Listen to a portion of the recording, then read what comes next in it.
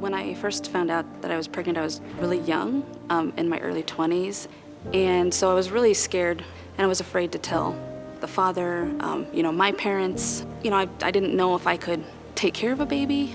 I didn't know if I was capable of that, not only financially, but emotionally or physically. I just didn't know if I could do it. And the father definitely made it clear that he didn't want to, move on with the pregnancy either.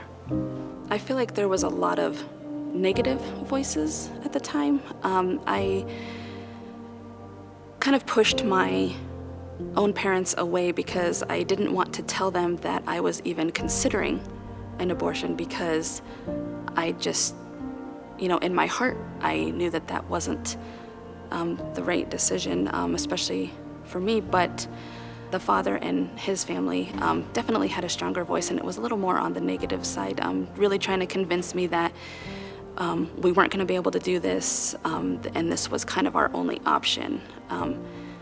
So I feel like maybe if I'd had other voices that were supportive and kind of hearing my side of it, the situation may have been a little bit easier to go through. When I went into the clinic before the procedure, there was definitely no support from the team, the medical team that was there. There was nobody questioning, like, are you okay? How do you feel? I was just alone through the whole process, and I don't think any of them cared that I was maybe feeling conflicted at the time.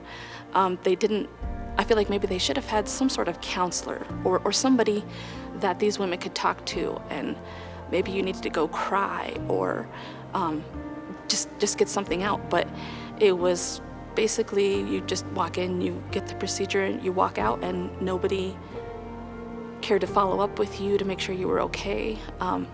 So it was a very lonely thing to go through. Definitely the first 24 hours afterwards, I was very, very numb.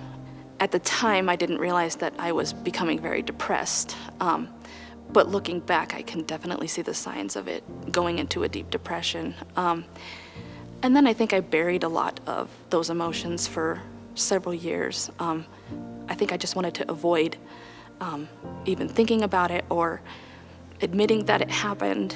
I guess I was almost ashamed at that point and upset with myself. My life was very chaotic, I feel like, afterwards.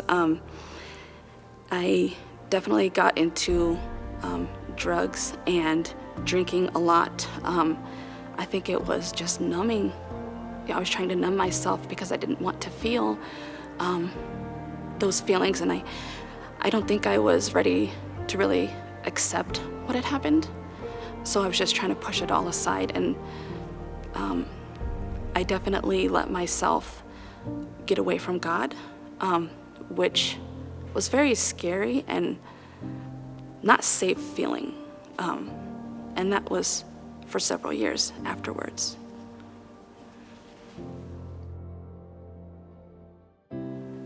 Thanks to alternatives and the post-abortion counseling, I feel really good about myself now.